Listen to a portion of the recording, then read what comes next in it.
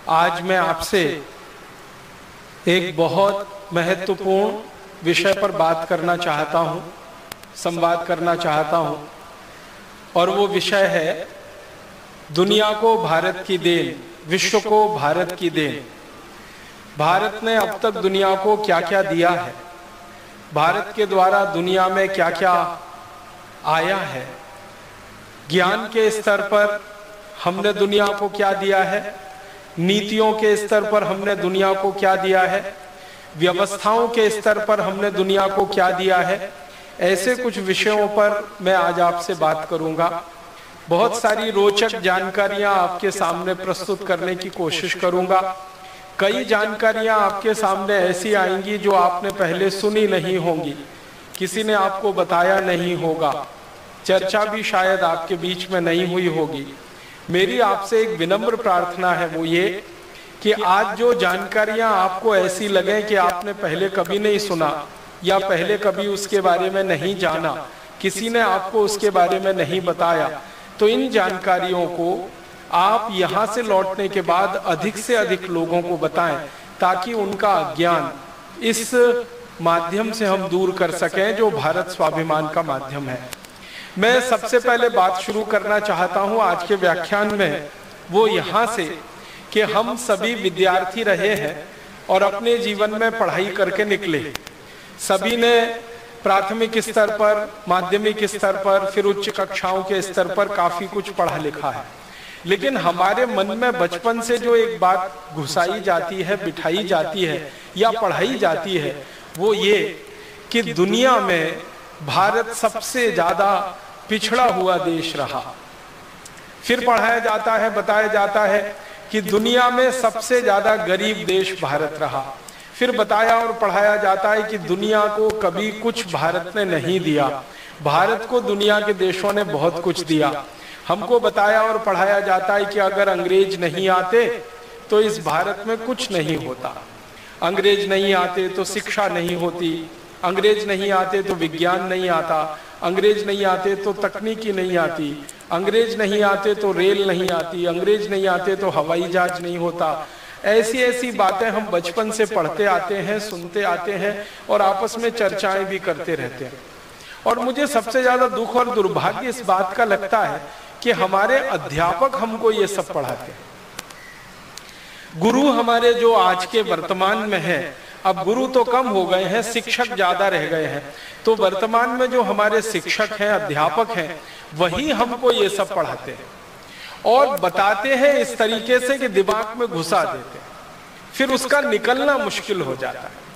आपने एक मनोविज्ञान की बात सुनी होगी, दुनिया में बार बार कही जाती है कि एक झूठ को जब बार बार बोला जाता है, बार बार बोला जाता है, बार बार बोला जाता है, तो थोड़े दिन वो झूठ सुनते सुनते सच लगने लगता है।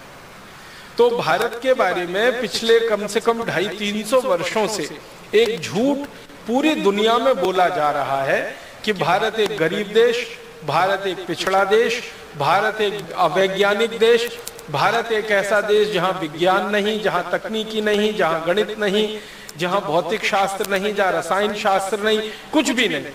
भारत एक ऐसा देश जो हर समय दूसरों पर निर्भर, भारत एक ऐसा देश जो हमेशा परावलंबी, भारत एक ऐसा देश जिसकी अपनी सभ्यता और संस्कृति में गौरव करने लायक कुछ नहीं, और जो कुछ गौरव करने लायक है वो पाखंड है, जो कुछ गर्व करने लायक है वो अवैज्ञानिक है, उसका कोई वैज्ञानिक आधार नहीं, उसका कोई तार्किक आधार नहीं। इसी तरह की बातें पढ़ते पढ़ते, सुनते सुनते हम सब बड़े हुए। और हमारे शिक्षकों को जब हम ये प्रश्न करते हैं कि आप ये सब हमें क्यों पढ़ाते हैं, तो कहते हैं हमको किसी ने ऐसे ही पढ़ाया है तो हम तुमको पढ़ाते हैं। तो हमारे शिक्षकों के जो शिक्षक रहे हैं उन्होंने भी ऐसे ही पढ़ाया है। और मुझे इस बात की सबसे ज्यादा कोफ्त तब होती है कि एक साधारण आदमी भारत के बारे में जब ये कहता है कि हमारे पास ज्ञान नहीं, हमारे पास तकनीकी नहीं, हमारे पास विज्ञान नहीं, हमारे पास अर्थशास्त्र नहीं, धन नहीं, कुछ नहीं, हम तो हमेशा से पिछड़े गरीब देश हैं, तो सामान्य आदमी की बात को तो क्षमा किया जा सकता है। लेकिन जब भारत का प्रधानमंत्री ये कहने लगे तो दिल को बहुत चोट पहुंचती। हमारे देश के कई प्रधानमंत्रियों के मुंह से मैंने ये सुना कि भारत हमेशा से गरीब देश है, तकनीकी यहाँ नहीं रही, विज्ञान यहाँ नहीं रही, शिक्षा यहाँ नहीं रही, जो कुछ भी हमारे पास है वो सब अंग्रेजों की देन है। भारत के बारे में सारी दुनिया में हमारे प्रधानमंत्रियों ने बोला है, सपेरों का देश, लुटेरों का देश, अंधेरे का देश, ठगों का देश, डकैतों का देश, इस तरह की बातें सारी दुनिया में भारत के बारे में प्रचारित हुई हैं। गडरियों का देश, ऐसे ऐसे बात हमारे देश के बारे में दुनिया के लोगों के सामने आए हैं कि शर्म आती है। कई बार अपना जी करता है कि क्या करें। हमारे वर्तमान प्रधानमंत्री के द्वारा लंदन के ऑक्सफोर्ड हॉल में दिए गए भाषण की याद दिलाना चाहता हूं, जो उन्होंने ऑक्सफोर्ड यूनिवर्सिटी में दिया जब उनको डॉक्टरेट की मानद उपाधि दी जा रही थी। और उन्होंने यही कहा कि हम अंग्रेजों के बहुत आभारी हैं, जो अंग्रेज भारत में नहीं आते तो हमको तो ना विज्ञान पता था, ना तकनीकी पता थी, ना हमारी शिक्षा व्यवस्था कोई होती, ना हमारे पास कोई अर्थव्यवस्था होती, ना हमारे पास कोई कृषि व्यवस्था होती, ना हमारे पास डाकतार विभाग होता, ना रेलवे विभाग होता, वगैरह वगैरह। लंबा भाषण हमारे प्रधानमंत्री ने ऑक्सफोर्ड में दिया। 40 मिनट तक वो ये गुणगान करते रहे कि अंग्रेजों का आना भारत के लिए वरदान था, अगर अंग्रेज नहीं आते तो हम तो आज भी अंधेरे में डूबे हुए रहते। अब ये जो वर्तमान प्रधानमंत्री का बयान है, वैसा ही बयान हमारे प्रथम प्रधानमंत्री ने भी कई बार हमारी संसद में दिया। अपनी संसद में कहा भारत के प्रथम प्रधानमंत्री ने कि अगर अंग्रेजों का भारत के साथ संयोग नहीं होता तो भारत तो हमेशा अंधकार और अंधेरों में डूबा हुआ देश ही रहता। इसलिए भारत को विकास कराना है तो अंग्रेजों जैसा बनाना है, भारत को आगे बढ़ाना है तो अंग्रेजों के रास्ते पे ही चल के उसको ले जाना। तकरीबन इसी तरह की बातें भारत के विभिन्न प्रधानमंत्री कहते रहे। शर्म और अफसोस हमारे देश के लोगों को देते रहे। 2 या 3 प्रधानमंत्रियों को छोड़ दिया जाए तो लगभग सभी प्रधानमंत्री इसी मानसिकता के रहे इस देश में पिछले 63 वर्षों। एक प्रधानमंत्री थे जिनको भारत की परंपराओं पर बहुत गर्व होता था, संस्कृति सभ्यता पर बहुत गर्व होता था। उनका नाम था श्री लाल बहादुर शास्त्री। तो जब वो पहली बार प्रधानमंत्री बने तो उन्होंने एक बहुत बड़ा फैसला लिया था इस देश में, जो सामान्य रूप से किसी प्रधानमंत्री के साहस में नहीं होता। फैसला उनका ये था कि अमेरिका से लाल रंग का गेहूं आता था भारत में, जिसको अमेरिका में जानवर भी नहीं खाते, वो गेहूं हमें खिलाया जाता था। श्री शास्त्री जी ने फैसला लिया कि ये गेहूं हमें खाना मंजूर नहीं है, क्योंकि अपमानजनक तरीके से आता है और रद्दी है, सबसे खराब है। और वो गेहूं उन्होंने अमेरिका से लेना बंद कर दिया था। उस समय गेहूं का उत्पादन बहुत कम था और उन्होंने इतना बड़ा साहस दिखाया कि हम विदेशों से गेहूं नहीं खाएंगे और नहीं लाएंगे। तो कई लोगों ने उनको समझाया कि शास्त्री जी अगर ये गेहूं हम नहीं खाएंगे तो भूखे मर जाएंगे।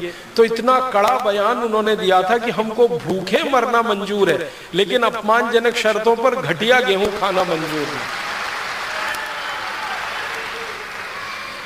जब ये बात चल रही थी, चर्चा चल रही थी, तो संसद में भयंकर बहस हुई थी। शास्त्री जी के प्रधानमंत्री बनने के बाद जब गेहूं का आयात उन्होंने बंद किया अमेरिका से, तो संसद में बड़ी बहस हुई थी और कई सांसदों ने शास्त्री जी को ये कहा कि अगर ये अमेरिका और यूरोप के देश ना होते तो हम तो कहीं के न रहते। तो शास्त्री जी ने फिर एक कड़ी बात कही थी कि अमेरिका और यूरोप के पास ऐसा कुछ नहीं है जो वो भारत को दे सके, हमारे पास ही है जो हम उन्हें दे सकते हैं। ये बड़ी बात उन्होंने उस समय कही थी। इसी तरह एक और प्रधानमंत्री हुए थे इस देश में, उनका नाम था श्री मोरारजी देसाई। वो भी बहुत भरे हुए थे कूट कूट कर भारतीय संस्कृति सभ्यता की बातों से, और वो कहा करते थे कि दुनिया में सबसे ज्यादा ज्ञान अगर किसी देश के पास है तो वो भारत के पास है। ये हमारा दुर्भाग्य है कि उस ज्ञान को हम दुनिया में स्थापित करने में पीछे रह गए। इसी तरह के एक प्रधानमंत्री और हुए हैं इस देश में, वो बहुत कम समय के लिए रहे, चंद्रशेखर, 4 महीने रहे, लेकिन वो भी ये कहा करते थे कि यूनान की सबसे पुरानी सभ्यताओं से पुरानी सभ्यता हमारी रही है। यूरोप के पास जो कुछ भी तकनीकी और विज्ञान रहा है उससे पहले हमने वो तकनीकी और विज्ञान हासिल किया है, इसलिए हमें विदेशियों से कुछ लेने की जरूरत नहीं है। जरूरत पड़ेगी तो उनको कुछ दे देंगे, लेने लायक हमारे लिए उनके पास कुछ है नहीं। तो ऐसी बातें कहने वाले 2-3 प्रधानमंत्रियों को छोड़कर लगभग सभी प्रधानमंत्री इस मानसिकता के हुए कि भारत के पास कभी कुछ नहीं रहा, हमने कभी कुछ दुनिया को दिया नहीं, हमने हमेशा दूसरों के सामने हाथ पसार कर भीख मांगी है, चाहे ज्ञान की हो, चाहे पैसे की हो, चाहे तकनीक की हो, जो भी है हम दूसरों से लेकर अपने को आगे बढ़ाते रहे। ये बहुत बड़ा भ्रम है, ये बहुत बड़ा मिथ है। ये भ्रम जितनी जल्दी टूटे इस देश का, उतना ही देश के लिए बेहतर है। इस दृष्टि से मैं आज आपके सामने कुछ ऐसे तथ्य प्रस्तुत करना चाहता हूं जो हमारे इस भ्रम को पूरी तरह से तोड़ देंगे और आज के बाद हम में गर्व होगा ये कहते हुए कि भारत के पास ही सब कुछ है, वो ज्ञान के स्तर पर हो, व्यवस्था के स्तर पर हो, नीतियों के स्तर पर हो, किसी भी स्तर पर हो। मैं शुरुआत करता हूं, भारत ने दुनिया को क्या दिया। सबसे पहली जो बात हम दुनिया के सामने कह सकते हैं बड़े गर्व से, गौरव से, और सारी दुनिया ने अभी उसको स्वीकार करना भी शुरू कर दिया है पिछले 10-12 वर्षों से। खासकर जब से कंप्यूटर आया तब से दुनिया ने कुछ वास्तविकताओं को स्वीकार कर लिया।